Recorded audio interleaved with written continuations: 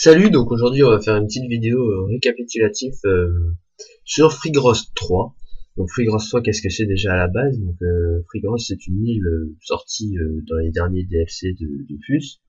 Donc c'est une île que beaucoup aiment parce qu'elle rapporte beaucoup de Kama et tous les gros farmers de Dofus sont dessus. C'est une île qui comporte par exemple des donjons comme le Royal Moot, le Morceau Royal, l'Obsidiantre, le Tengu, le Fuji, le Cours Céleste, le Coriandre, et je dois encore en oublier un ou deux. Donc voilà. Et donc beaucoup de gens s'impatientent sur la sortie de Freegross 3.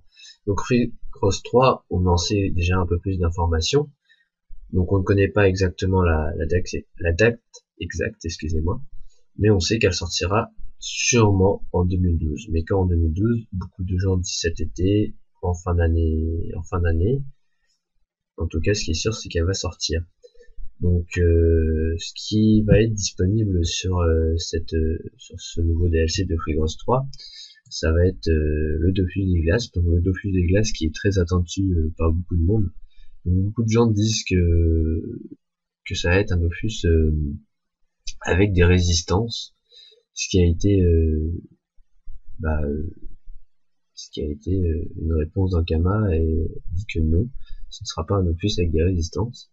Pourquoi pas un Dofus APO ou un nouvel élément qui va sortir, à voir.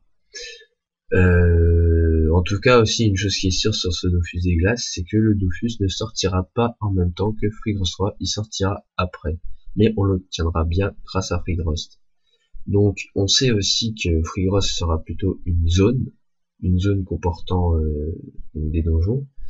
Donc quand on finit le Lourd Céleste, on arrive devant le château du comte, et le château du comte sera bien une zone. Donc on peut observer d'ailleurs aussi dans les premiers dans les premières vidéos de Freegross le château du comte. Donc à voir. Donc on sait aussi surtout que il y aura plusieurs boss, mais on en connaît quelques-uns. Donc le premier boss c'est Azies Tarum, donc ça sera un robot avec plusieurs petits robots, donc un boss plutôt sympathique. De toute façon, je vous laisse apprécier les screens qui vont rester pendant que je parle sur ces boss. Un deuxième boss qui sera Nileza,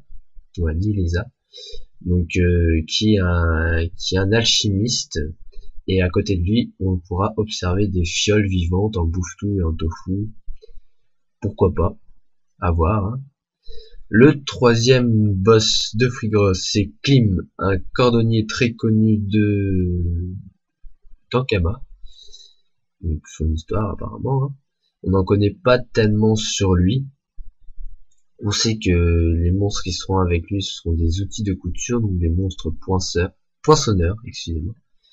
Donc voilà. Après en numéro 4, Mrs. Freeze, gros plagiat, je vais plaindre en Kama d'ailleurs. Et bizarrement, je trouve que c'est la meilleure image de tout Freegross 3 que j'ai pu trouver.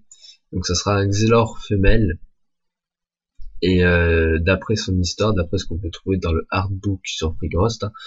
D'ailleurs le hardbook de Freegross, c'était un livre qu'on pouvait acheter il n'y a pas si longtemps dans le Kama Shop, qui était aux alentours de 60 € si je me trompe pas, voire une double, entre 60 et 100 € je pense. C'est dans ce prix-là. Donc d'après son histoire, on sait qu'elle est violente, donc sûrement un gros Rox. Et elle sera accompagnée de petits monstres à divers éléments, donc feu, eau, terre et air. Ensuite, en cinquième boss, Slilarg.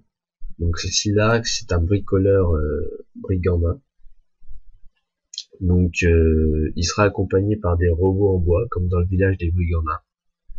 On n'en sait pas non plus trop sur lui, sur l'image, son skin n'est pas fini. Et donc le boss final, le comte Harburg. Donc le comte Harburg, ce qui est bizarre, c'est qu'il a une fiche de recherche dans la milice de Freegross. Donc voilà, et normalement ce serait sur lui qu'on pourrait avoir le Dofus des glaces. L'histoire du comte Arbor surtout, c'est qu'en fait il a essayé une expérience qui a apparemment mal tourné.